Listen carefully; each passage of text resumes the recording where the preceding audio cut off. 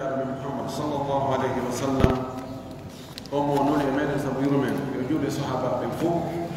o juula e hoore kala jokkuɗo dina kaɓe jokkuno kan yo Allah jokku en kan dina allahumma amin walli fiiro ɗo e Allah o yurmingen yurminamo nden anndi ko cheikhul islami ibnu taymiyata rahmatullahi alayhi wa huwa yu'tabaru hasanatan من حسنات الله سبحانه وتعالى على هذه الأمة ومحيي هذه السنة واللي في أن دفتر له متنوع لغاندي كرم بالإسلام ابن تيمية متوتك مؤجري الله لله مؤجري مفتدو ودي tagugol ibnu taymiya waɗamo e ɗe moftere laaɗo wallahi ko e nemaji allah mawɗi fi hiwgol tawhidi on hiwgol aqida on fi ruttugol yimɓe jogiiɓe aqidaji bonɗi faalaɓe bonnude kadi aqidaji julɓe ɓen allah subahana wa taala wurti oɗo gorko o wallifi o eti o rutti o feññini o ɓangini aqida mo ahlu sunna wal jamaa woni e mum on aqida selluɗo on o wi ɗo yo allah yurmingen yurminamo alqawaidu l asasiyatu tugale ngorondiije ɗen qawaid jamu qaida ko règle ko tugalal ko fondation الأساسية غاستاكو بامون دين هوندن أساس هونde ko ka hunde mahiɗo règle ji principe ji ɗin fil imani bi asma'illahi wa sifatihi fi gomɗingol inɗe allah ɗen e sifaji makko ɗin tugale fi no andira ɗum hara a mortaki boniralima o wi wa min al imani billahi no jaa e gomɗingol allah al imanu bima wasafa bihi nafsahu min gayri tahrifin fi kitabihi wa bima wasafa bihi rasuluhu min gayri tahrif wala ta'til no jaa e gomɗingol allah hoolo allah gomɗinogol hoolo ko allah sifori kon hoore mum hara woñaali waylitaali wopintinnaali ka haani ɗon ko allah sifi kon hoore mum ka deftere mum e ko nulaaɗo makko on sifiimo kon kanko allah gomɗingol ɗum hoolo ɗum ko alda e woñugol ma ɓolɗingol wa min gayri takyif tahrif ko ittugol hunde kande lelna ɗon tigi tigi lelnirande nokkugo huccina ɓoyla ta'til ko ɓolɗingol hunde nden ko ɗanningol nde ara nde gollata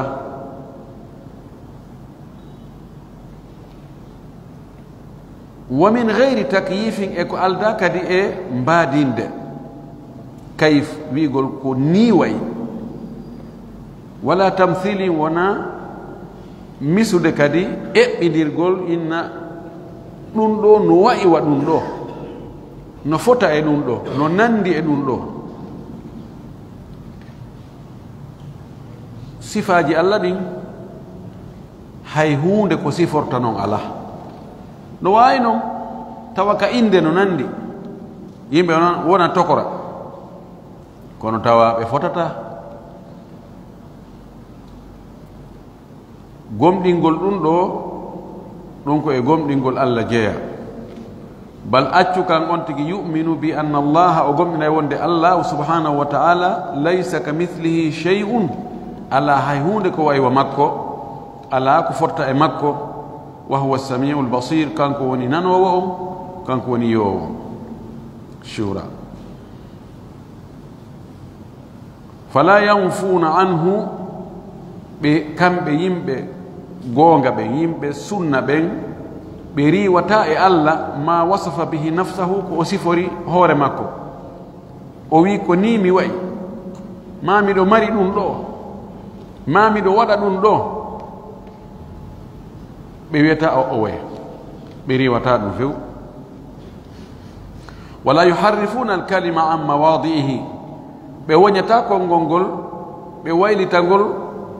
gayi lelnodi maggol ɗo no ngol wallidira noon ɓe ittata ma'ana o ɓe naɓira goɗɗum go ɓen ne o ta ndaaru ɗum ɗo ko feeñi ko na ɗum woni ko faanda wala yulhiduna fi asma'illahi wa ayatihi ɓe yeddata ɓe sandol ɗina ɓe ɓolɗina inɗe Allah ɗen e ayeji Allah ɗen wala yukayyifuna ɓe mbadintano ɓe inna ko ni wayi wala yumathiluna kadi ɓe yelɓindirta sifatihi sifaji Allah ɗin bi sifati halqihi e sifaji tagore makko nden ɓe yeɓɓindirta ɗum ɓe yelɓindira ɓe inna ɗum ɗo no wayi ni jungo Allah ngon no wayi wa ngo jungo an ɗo ɓe wiyata ɗum few li annahu sabu kanko subhanahu sena e wodanimo la samiya lahu o ala tokorajo yeri diiɗo wala kufa lahu o ala gorejo o ala yelɓindirteɗo fotindirteɗo wala nidda lahu o ala kadi beñidiɗo fof ko gorejo wala yugasu bi halqihi o eɓɓindirtake e tagore makko nden subhanahu wa ta'ala sena e wodanimo towal wodanimo fa innahu no kanko Allah a'lamu ko kanko ɓuri andude bi nafsihi hoore makko wa bi gayrihi e ko wonamo wa asdaqu qilan kanko ɓuri gongude e konngol wa ahsanu hadithan kanko ɓuri moƴƴude yewtere min halqihi e ditagore makko nden Allah subhanahu wa ta'ala ala anduɗomo hewti hoore makko ka si o sifike hoore makko o wi ko ni mi wayi miɗo mari ɗum ɗo an a yasuusi wigol o woye na non o summa reftiti feƴƴimo kanko Allah rusuluhu nulaaɓe makko sadiguna ko ɓe gonguɓe musaddaquna ko ɓe gonginteɓe kadi ɓe woluɓe gonga ko ɓe jaɓanteɓe kadi kan gonga bi khilafi alladhina yaquluna alayhi ma la ya'lamun e beñudi no luutondiri noon e ɓen no wowla e hoore Allah ko ɓe anda ɓe hotto tum ɓe inna no ta en wiiru ni si en wiiri ni haray ɗum wayi wasi ko ni wiɗen joni ko en wiiru ni no gasa i ko ɗum ɗo wi kono ko ɗum ɗo faandi wa lihada qal ko sabu ɗum ɗo kanko subhanahu wa ta'ala o wi'i subhana rabbika rabbil izzati amma yasifun wa salamun ala al mursalin walhamdulillahi rabbil alamin o wi subhana sena e wodani laaɓal wodani towal wodani rabbika jeyɗo ma on rabbil izzati je jon teddungal ngal amma yasifuna e ko ɓe woni e sifade ko ko towi ɗum o ɓuri ɗum ɓeɗo shirkoɓe ko ɓe sifotomo ko wonde mo mari ɓeyni ma mo mari ɓiɓɓe ma ko ni o ɓuri ɗum o towi o senike o laaɓi e ɗum wa salamun kisiye kadi woni alal mursalina e hoore ɓe nulaaɓe hiɓe hisi kamɓe ko ɓe wona e fennede ko hiɓe hisi ɗum walhamdulillahi rabbil alamin yettore nden fof wodani Allah jeyɗo tagore nden fa sabbaha nafsahu o subini hoore makko o senini hoore makko o laɓɓini hoore makko o towni hoore makko amma wasafahu bihi almukhalifuna lirrusuli ko sifimo kon ɓe lundi ɓe nulaaɓe ɓen wa sallama ala almursalina o hisini kadi nulaaɓe ɓen li salamati ma qaaluhu sabu hisugol ko ɓe wowli kon min annaqsi immorde ɗuytagol wal aybi e ayyiɓe o hisini ɓe o inni ko ɓe hisuɓe sabu ko ɓe wowli kon koko hisi دوناكو دويتي ونا أي بكري وهو قد جمع فيما وصف وسمى به نفسه بين النفي والإثبات كانكو هاوتي كانكو الله سبحانه وتعالى كو أسفيكم وإني دون هور مكو وهيبندري حقونde riwugol etabintingol hakkunde riwugol etabintingol fi kitabihi ka deftere makko kitabuhu deftere makko ne yani alquran wa sammahu Allah ta'ala kitaban aw لا معلش إذا متن كله حتى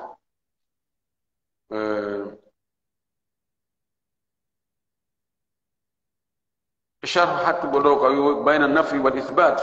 الله سبحانه وتعالى وحاوتي حقه كو صفي هور ماكو كو إني هور ماكو وحاوتي حقه ريو قول إتابنتين قول كوي ليس كمثله شيء دون أريد ala ko way wa makko don o riwi nandinegol o tabintini hondum wa huwa as-sami'ul basir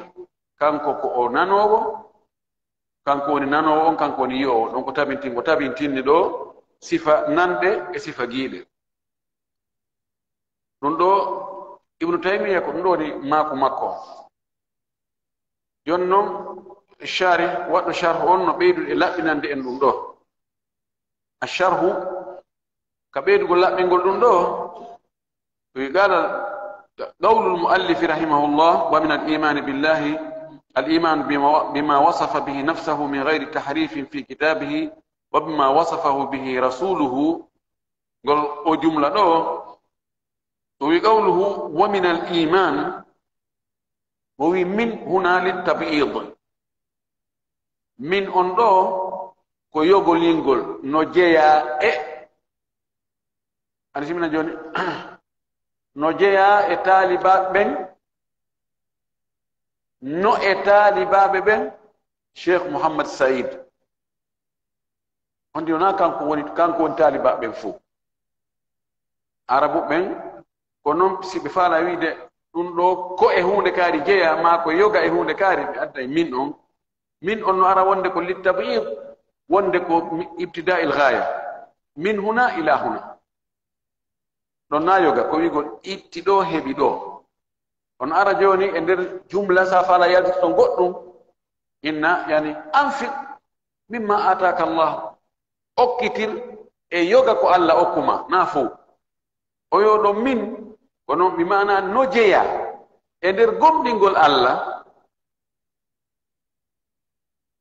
gomdingol ko Allah sifori hoore mum kon ka deftere mum e ko nelaado makko o sifimo dum no tawa e der gomdingol لأننا ذكرنا أن الإيمان بالله يتضمن 4 أمور ويسبنا أن جانتنوك وند gomdingol Allah no mofti e der mudum piiji nayi الإيمان بوجوده gomdingol taw wonde himo woda gomdingol wodegol mongol go وانفراده بالربوبية ودرغل جيانغال ديدي وبالألوهية ودرغل مو الله يا غانغال ونيتاتي وبالأسماء والصفات إن مكو دي صفات مكو دي ونيني يعني بعض الإيمان بالله الإيمان بما وصف به نفسه يوغا غوم دينانغال غوم نيغول الله غون ko gomdingol ko o sifori ko hoore makko manam gomdingol ko Allah sifori hoore mo hono woni manam yoni Allah subhanahu wa ta'ala no sifi wonde ko wurdo o mayata hemo sifi wonde kanko alaka o fuddi alaka o hattata ko sifaji makko din jeeya hemo sifi wonde alaka o ronki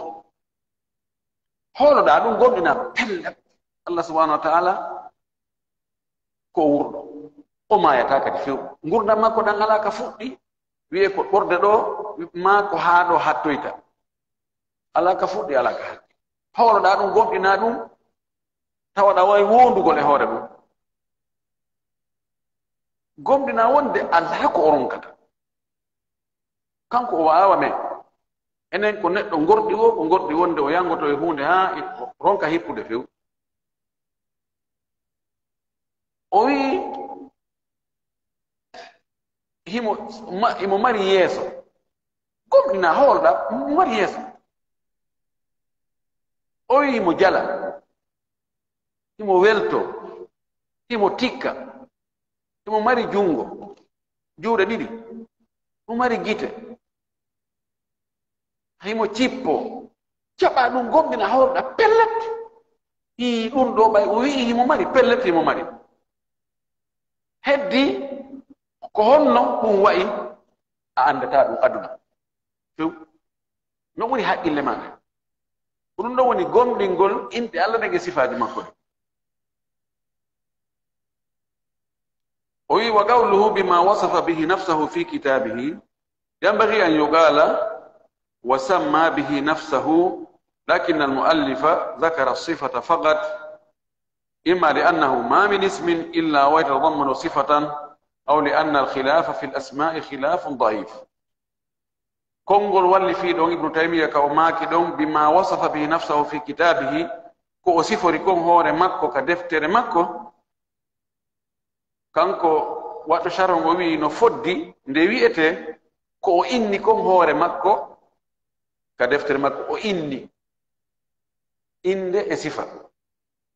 ومي كون واللي في دون ابن تيمية كو جانتي كو صفة بما وصف به ko sifori ko hoore makko wi'al ko inni hoore makko fi hon ɗum o yonnino tun wolgol sifa on wownaari inde nden o wi imma tawa ko waɗiri ɗum ɗon sabu kala inde haray no soomi nder to sifa ma ɗum o sabu onnogo o ñoƴƴiri ka sifaji ko tawde yeddodiral ngal ka inɗe Allah ɗon ɗuuɗa feddeji ɗin fayda ka inɗe Allah naɗon yeddodal ngal ari ko ka sifaji Allah ko ɗum waɗi haray no gasa o ñoƴƴiri ka sifaji tawde ko ɗon gere on ko ɗon woni tippiron on ko ɗon woni ko tawata fayda no fotta e mum kon ɗay hato jinahi mo wowla inɗe Allah ɗe ɗon heewa ka yeddonirede tayib wi lam yunkirhu yeddali inde Allah ɗen illa gulatu jahmiyati wal mu'tazilati sona fantimɓe feƴƴintinnuɓe ɓurtimɓe jaaɓe jahmiyankoɓe e jaaɓe mu'tazila en gulat gali yani ko feƴƴintinɓe ɓen ɗon no yeddi kono sina ɗum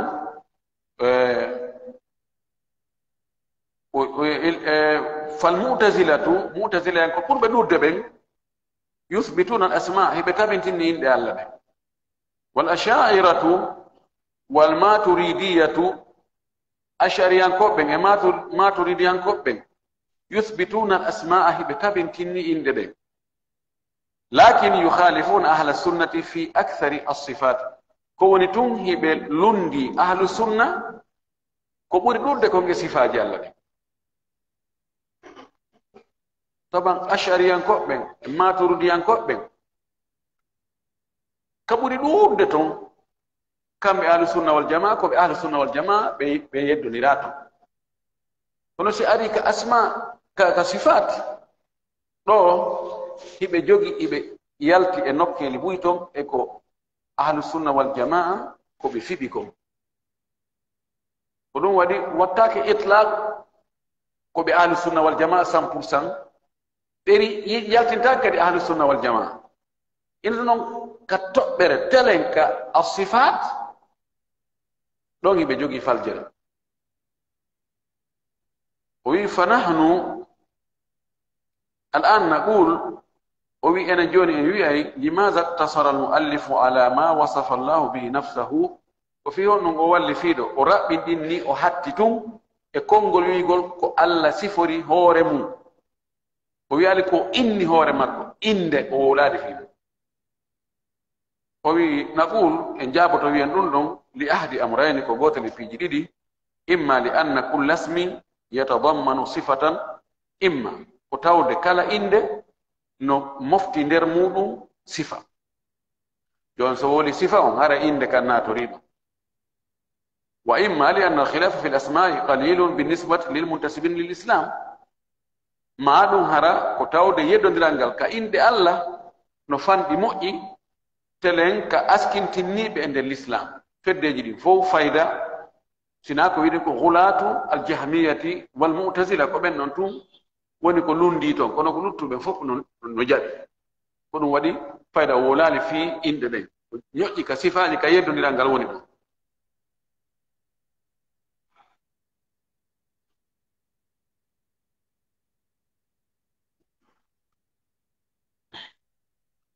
وي في كتابه كونغول ماكو كاوي في كتابه أي من غير تحريف في كتابه كتاب يعني القرآن وسماه الله تعالى كتابا ألا إني القرآن كتاب لأنه مكتوب في اللوح المحفوظ ومكتوب في الصحف التي بأيدي السفرة الكرام البررة ومكتوب كذلك بين الناس وي kitab yani ko windande fi honum o wi alquran on ko windande sabuna hinde winda ka lawhul mahfuz hinde winda ka ɗeri ɗi malaika ɓen jogi hinde winda kadi ka ɗeri hakkude enen ko jogi ɗen ɗo ko yaktubunahu kadhalika bayna nas yaktubunahu fi masahif yimɓe kadi windayde ka kamiluje mushafuje fa huwa kitabun bimana maktub يعني كتاب فعال بمعنى مفعول يعني كوين دان وأضافه الله إليه ألا لا في دئمو إضافة قوات تقول بيئلو أن دفتر أن سودو أن أوتوال أن تليفون أن dolokke an ɗum wiyete idafa ƴettugol hunde laafa e mum watta e mum eyi fi kitabihi deftere makko li annahu kalamu subhanahu wa taala sabu alquran on def ko daalol makko ko haala makko tigi فهذا القرآن كلام الله أو القرآن دوكو حال الله كدال الله تكلم به حقيقة الله وولي أو القرآن تيجي تيجي أو حقيقة وتنايل نقول كونغول سيون تيجي جانغالي دفت بيم بتحريف ورو بالتأويل بين وأن تاكو فيون بين تتكلم به حقيقة بأهل السنة سابقين ألا يوتو القرآن كحقيقة وعندي نودي بيه القرآن ko maana tradizado wona yewtere Allah ko misal no way joni aratawa goɗɗo no windi ɗo ndara egga بينكم معاني قائمة بذات الله ترجمت يعني نواي جوني واستوي أو جبريل أرض داري الله عندك هندون أو ميجي أو القرآن ويندينو سبحان الله نو نفبنو روي أو وي القرآن الله داري أو جبريل هنجي حال ماكو كان أريوتي لله صلى الله عليه وآله وسلم فكل حرف منه فإن الله قد تكلم به كلا حرف فير وندك القرآن الله سبحانه وتعالى وولو دين حرف فير من التاكة كونو بمعنى يجانود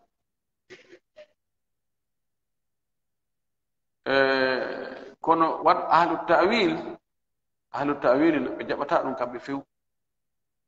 ɓe gomɗina ɗum ɓe hoolaki ɗum few طيب وفي هذه الجملة مباحث أو جملة no ɗon wiƴƴitalle ɗaɓɓitalle be ɗaɓɓite be ɗen ɗaɓɓite fi yo laaɓu wi almabhathu l awwal wiƴƴitande aranere nden wiɗande aranere nden ɗaɓɓitande aranere nden أن من الإيمان بالله الإيمان بما وصف به نفسه أن جاء قم نقول الله قم نقول كو أصفر كون هورما ووجه ذلك يسر أنه معنى أن الإيمان بالله كما سبق وأن قم نقول الله وأن أكترنه يتضمن الإيمان بأسمائه وصفاته نمو بندري نندرتم نمفتي قم نقول إنما كورنج صفات ما كورنج فإن ذات الله سبجات الله أنتي تسمى بأسماء نو إنري إنده وتوصف بأوصاف نصف ريك بصفات ووجود ذات مجردة عن الأوصاف أمر مستحيل ودقل هونده تواند على صفات فس ويكو هونده قصتا كلا إنما هونده ذات si joni o téléphone ɗo innugol o ala sifa few wiyatake mo ɓawli mahi mo rawni mahi mo mbuli mahi mo jandi mahi mo fandi mahi mo ɓowri mahi mo moƴƴi mahi mo boni wiya tun téléphone kono noon o ala sifa fes ɗum no wawi wonde inne oɗo hino neɗɗo kono a wiyata ko gorko a wiyata ko debbo a wiyata ko wurɗo a wiyata ko mayɗo a wiyata mo juuti a wiyata mo raɓɓi a wiyata mo rawni a wiyata mo ɓawli a wiyata mo moƴƴi a wiyata mo boni wawa wonde mustahil zatu o zatta no jogi toon sifaji o wi fala yumkinu an tujada zatu mujarradu an il awsafi abadan wawa wonde hunde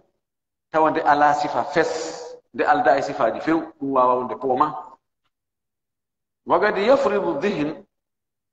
يفرض الذهن أن هناك ذاتا مجردة من الأوصاف وي حق اللتو نواوي فرلو دون دنوتون جاتي مؤلداء صفات لكن الفرض ليس كالأمر الواقع on hotta wal farlatu inna no wawi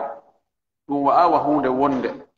ay anna al mafruda laysa kal mashhudi hunde farlande inne awa wi'en e hunde seedande wonde na goto ko no ay miijar dum enen no wawi wonde hara hunde no wodi tawande ala sifa no wawi miijo no wawi wonde kono dum ala yasi ala ka kene ala ka réalité فلا يوجد في الخارج على ياسي حق الميجو أي في الواقع المشاهد يعني كوريناكم على ذات ليس لها صفات توا ذات على صفات أبدا فيو فالذهن قد يفرض مثلا شيئا له 1000 عين وي حق لك ميجو نواي ميجاد وند هوند توا عند مرجيته ولوره في كل 1000 عين 1000 سواد و1000 بياض توا يتربه كلا يتر نمري باليريجي منوره دانيجي منوره نواي ميجو على بين ميجو على ودا وله 1000 رجل توا نمري كوين منوره في كل رجل 1000 اصبع توا كوين قال بين نمري كل منوره في كل اصبع 1000 ظفر توكلا هوندو بينو ماري فدالي ولوره وله ملايين شعر تانو جوغي ليبي مليون جي في كل شعرة ملايين شعر ليبل كالتانو جوغي مليون جي ليبي وهكذا دون فو كميجو نو ميجار يفرضه ميجو نو فرلو غول دون وان لم يكن له واقع هاي دون على ياس لكن الشيء الواقع kono hunde wonde la yumkinu an yujada shay'un biduni sifatin kono hunde wawata wonde tawde mana sifa way mi jaada do joro do mijo si altido joni mi hoccede joni milliard dollar biya mi darno yada mi wada dum da mi jawada mi jippoda mi jodo no mi jala ala ka hatti kono aske yande ko woni ka hakkille ka mi jaaga kon fo dum no farno way wonde réalité ala dan ko dum wadi na ko woni ka hakkille fo miija fo wawata wonde ka tere li hada ko sabu dun do kana al imanu bi sifati llahi min al imani billahi ɗum ɗo waɗi gomɗingol sifaji allah ɗin ko e gomɗingol allah ngol jeeya lam yakun min sifati llahi illa annahu mawjudun wajibul wujud si tawi har alano tun e sifaji allah ɗin sina tun wonde himo wooda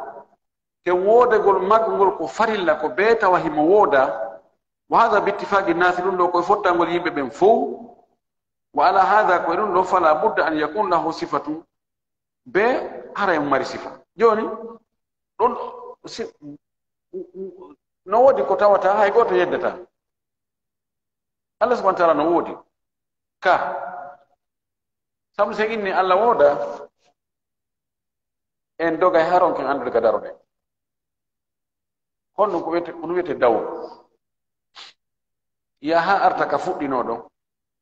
ani wigol ko wofonde hecci gertogal ngal ko gertogal ngal hecci wofonde ko wofonde hecci gertogal ngal hecci wofonde ala ka dari honɗum woni ɗum innen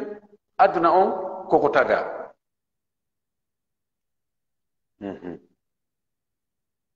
ɗum ɗon no fottana aduna on koko taga par ce que wonno ñande go tawi aduna ala woni ko heyɗi haqqille banu adama no wi kala ko taga no wodi taguɗo ɗum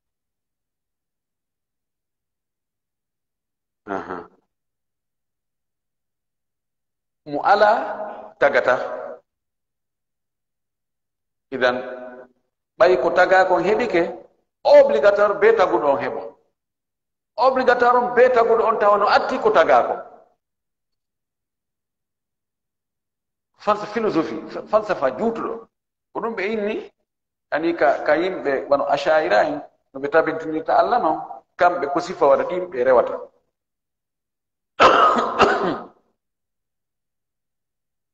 kano ko ɓe janggano soudan deftere aguire nde ɓe janggano no wiyetende ummul barahim enne ko ummul machakil ko sifa ɗum ɗon men ko ɗum ɓe tabintinirɓe waɗa e gawru joni ɓennayi allah subahana taala ko wajibul wujub woodegol mo ngol ko be tayib ɗum ɗum fof no fotti no jaɓi wonde be o woode imo wooda kadi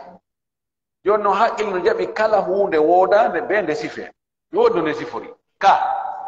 hunde woodtare nde ala sifa idan ɗum ɗo to yoni ko dallinoren be allah be o sife joni noon wonɓe wiide allah nayo sifore hay fus nawe wi mo wuuri nawe wi mo gandiri nawe wi hay fus ko en fankutu wiyen allah gasata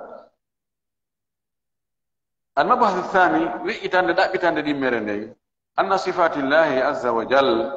wonde sifaji allah tedduɗo mawɗo min al umuri l gaybiyati koye piiji wirni ɗin jeeya wal wajibu al insan ko waɗɗi neɗɗo kon nahwa al umuri l gaybiyati telen piiji wirniɗi ɗin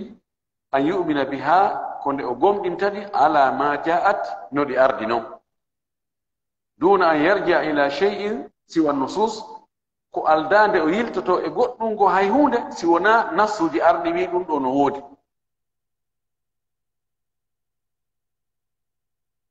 tayi kala hunde nde a yi'aali o wirni ndema ko andirta ɗum ɗon ko honno sifori ko yiiɗo yeetima on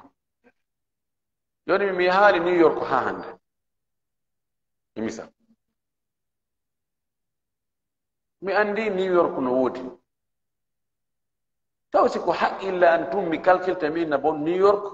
yanji mum ndin ko ni jundi mum ndin ko ni étage ɗin ko ni woni taraje ɗen ko ni woni ɗumɗa ko ni ɗumɗa ko ni no wawi ka haqqilla an tum ko honɗum mi yongitoto e mum mi tuugino ha mi wawa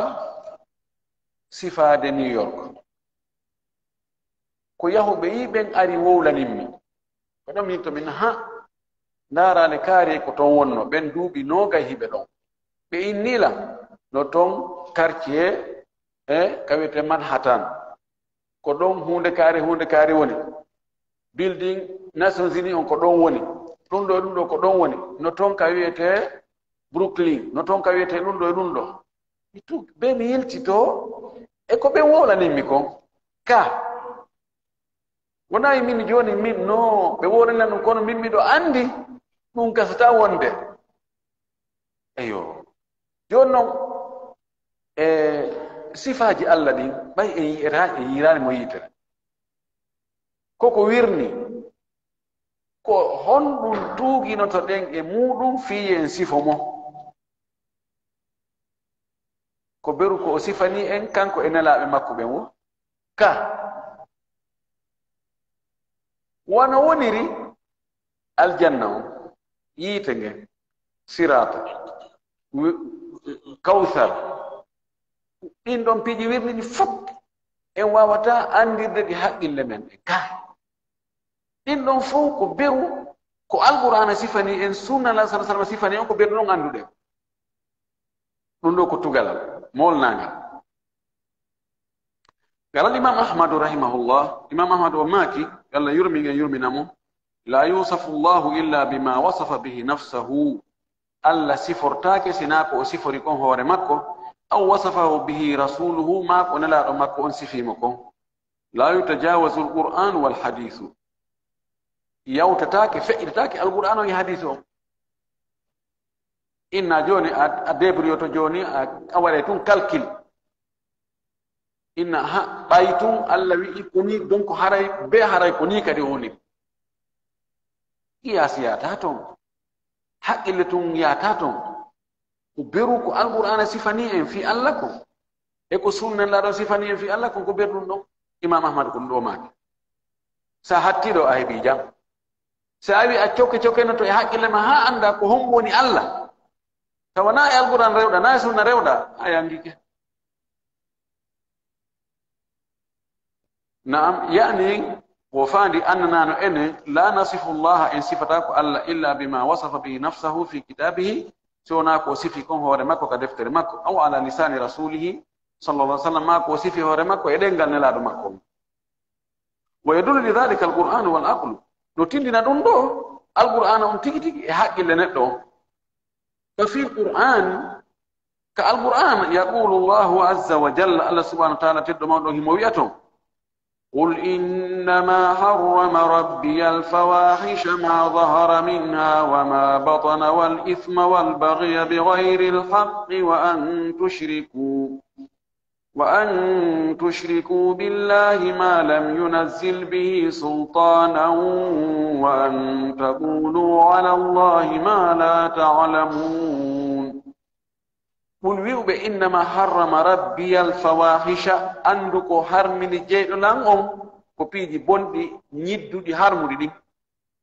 ما ظهر منها وما بطن كفيني إمجي إيكو سودي إمجي والإثم وحرم كدي بكاتو كلا بورة بكاتو والبغي إبوري إتوني بغير الحق توانا غونغ دون فوق الله نحرمني وحرمني كدي هون وأن تشركوا بالله لشركا تون الله ما لم ينزل به سلطانا كو تشبنال دليل هور مود وحرمني هون كدي وأن تقولوا على الله ما لا تعلمون دولو تون هور الله كو عندا دون الله حرمني إذن holli kala ko wowlata e allah foti ko wigol ɗum ɗo allah no harmini ma himo dagini ma himo yiɗi ma himo añi ma ko ni o wa'i yo taw hara hiɗa mahi ɗum e hoore gandal sina ɗum a waɗi ko harmini ko fa ida wasafta allaha bi sifatin lam yasifi llahu biha nafsahu si a sifori allah sifa te allah siforal ɗum hoore mum fagadi qulta alayhi ma la ta'lam hara e wowli e hoore allah ko anda wa hadha muharramu bi nafsi alquran ɗum ɗo no harmina e ƴiyal alqur'ana ngal jannguɗen nane ngal wa yaqulu llahu azza wa jal allah tedduɗo mawɗo mo wi'a kadi fayin fi hollugol en wonde telen allahu subhanahu wa ta'ala ko beru ko yewti kon e ko nelaɗo makko yewti fi makko kon ko ɗum tum marɗe gandal mo ko ɗum tum ɗon hatteten o wi ولا تقف ما ليس لك به علم إن السمع والبصر والفؤاد كل أولئك كان عنه مسؤولا ولا تقف وتجكت تندبت ma laysa laka bihi ilmun ko amara ganda kafu ko jokkutugol hunde ɗaɓɓita tefa kafa atharahu jokkutugol ko ɗo o rewi ndarale ko telen ɗo o wontiri ayi no batte taka jokkutu hunde nde ala gandal ɓe mana kala ko amarana ɗum gandal tan wuli fimi sabu inna sam'a tabiti wonde ɗe nande wal basara ɗe giiɗe wal fuada e ɓernde kullu ulaika ɗiɗo fof anhu e neɗɗo jeyɗo ɗi on mas'ulan wala ndesete ko honɗum heɗinoɗa fi honɗum heɗaniɗa honɗum daaruɗa fi honɗum daranɗa ka miijo ka ɓernde ko honɗum fiɓuɗa ka ɓernde ma ɗo gomɗinɗa hooliɗa wona wigol ko miijiɗa ɗum miijo gonneɗa ɗo maki fanni on tigi wowlali ma o huwali allah no yaafi ino fof on tigi landitete walaw wasafna allaha si tawi en sifori allah bima lam yasif bihi nafsahu ko sifralde hoore makko lakunna hara en woni gafawna en jokkiti ma laysa lana bi ilmu ko en alana ɗum gandal fa waga'na hara en yani fima naha allahu anhu ko allah haɗi ko en yani ko allah haɗi en ɗum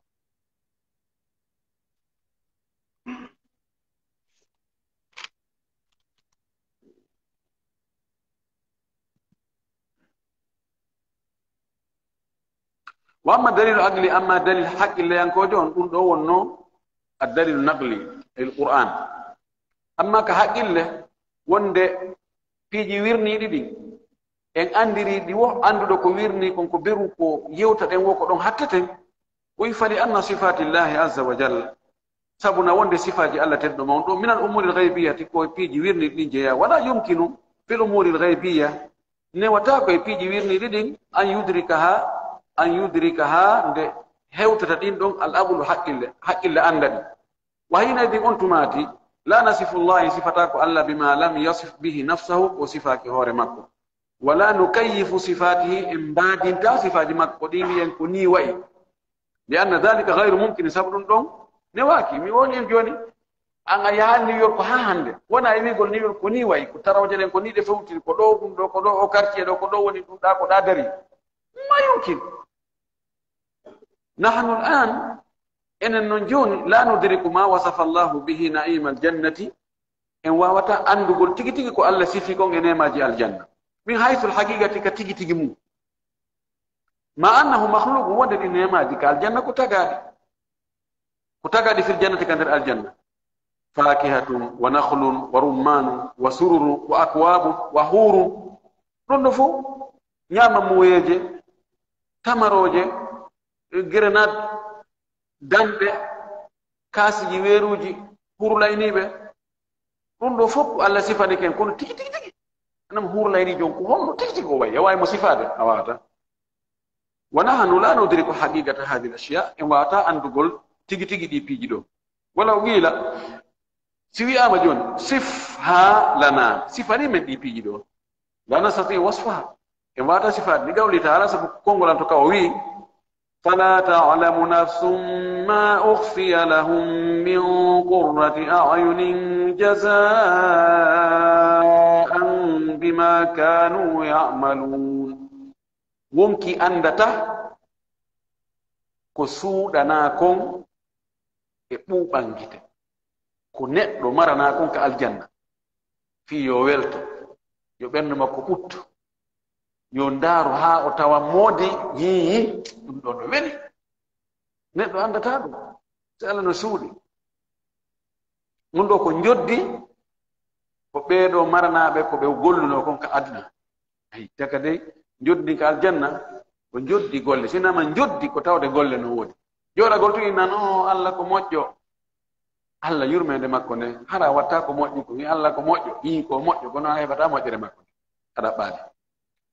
ɗum ɗo holli wonde i nemaji no ton kono goɗɗi en woranaɗi tun ka inɗe kono tigi tigi tigi majji en wawata andude si hay ko taga kon ko wirni en kon e wawata andude ko honno anditen taguɗo on wali gawli taala fil hadis al qudusi e konngol allah ka o daari ɗon e hadis qudusi ankode ɗum naka qur'ana woni allah no wi'i toon a'adattu li ibadi as-salihin mi heblani jiyaɓe am moƴƴuɓe ɓen nemaji ka aljanna ma la aynu ra'at ko yitere yi ali sifa muhahande wala udhunun sami'at no nanal sifa muhahande wala khatara ala qalbi basharin hay ɗum jolali e ɓernde neɗɗo ha anda ɗum ɗo ko ni fotata hayde wota fa ida kana hada fi makhluqi si tawi ɗum ɗo ko hunde tagane nde alladhi nden hunde wusifa nde sifama bi sifatin ma'lumati al-ma'na sifaji di ma'na mum anda kono wala tu'lamu haqiqatuha haqiqa mum andata ko fa kayfa bil khaliq ko hono non taguɗo on kam wawi to wi en anda mo sifoɗe mo tigi tigi ɗum ɗon kani haray gasata misal akhar misal goɗɗo goo gayne ngoɗo fotoɗen o wi al insan fihi ruh neɗɗo no e makko ruh o jogi ruh ka wonki wala yahya illa biha uurata si on ruh ɗon ala e makko walawla anna ruha fi badanihi ma hayya si tawino ruh ala e ɓandu ɗum neɗɗo on o wuratano ka wala yastatiu an yasifa ruha neɗɗo on le wawata sifade o ruh ki wonki walaw qila lahu si o wi'ama joni ma hadi ruh allati bika ko honɗum woni o ruh wonɗo e ma honno o wayi no sewi ka no sembi no juuti ka no raɓɓiɗi no ɓawli ka no rawni ma hiya allati law nuzi'at minka sirta jussatan honɗum woni o ruhu mo tawata si o rama e ma o sortama e ma a wonta e joni justa ko kunti waligi membinatako wa ida bagiyat si lutti ka ɓandu ma fa anta insanum ta'aqil wa tafham wa tudrik si ɗum no ka ɓandu maɗa a woni neɗɗo haqqilowo faamowo andowo piiji ɗin a wiyama joni ko sifani men noon on ruhu ɗon kunko tawata ɗum si ini e ma tum a wonti fure woni ɓalitu justa ɓalitu koor sino e ma harayɗa sa yewtama famay ɗa wawi yewtude ɗa wawi andude ɗa wawi janngude ɗa wawi ɗumannade sifani men ɗum la jalasa yandur wa yufakkir fala yastatiu an yasifaha abada on tigi jooɗoto imo ndaara mo miijito kono wawata sifade o ruhu ɗo few ha toma ma annaha qaribatu min wondule o ruhu no ɓattimo ka fi nafsihi wa bayna jambayhi o ruhu no e nder makko kanko tigi no ka hakkude becce makko yani ka nder ɓanndu makko wa yajis an idraki ha kono himo ronki andugol o ruhu ɗo tigi tigi ko honɗum ni ma annaha haqiqa to wondule ruhu on ko haqiqa ka يعني شيء يرى كما أخبر النبي صلى الله عليه وسلم كهون يوتون له حقيقة هون وودون يوتون وأن الله صلى الله عليه وسلم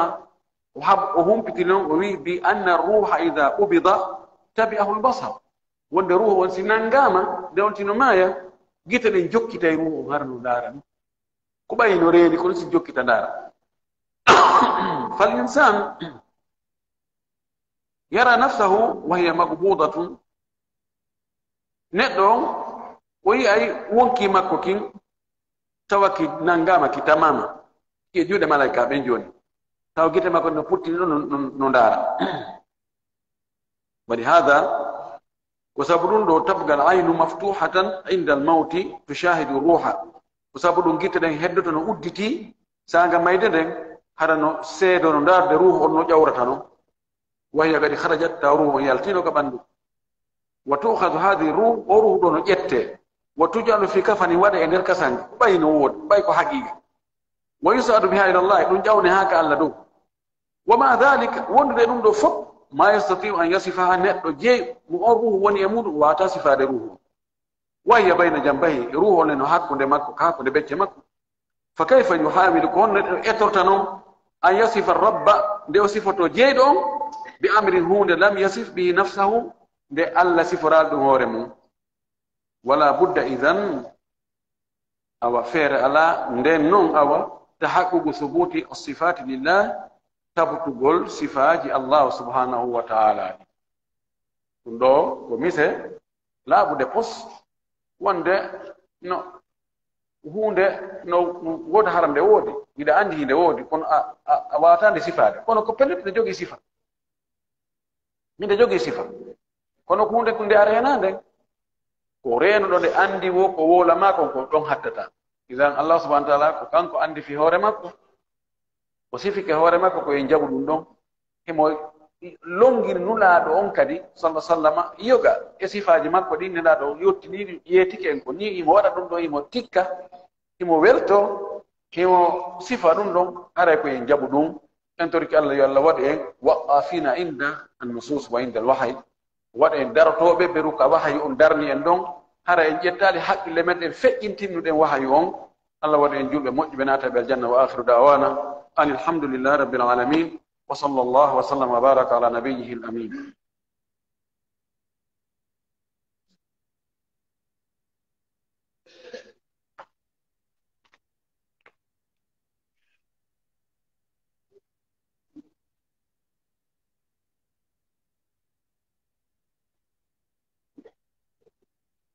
البركة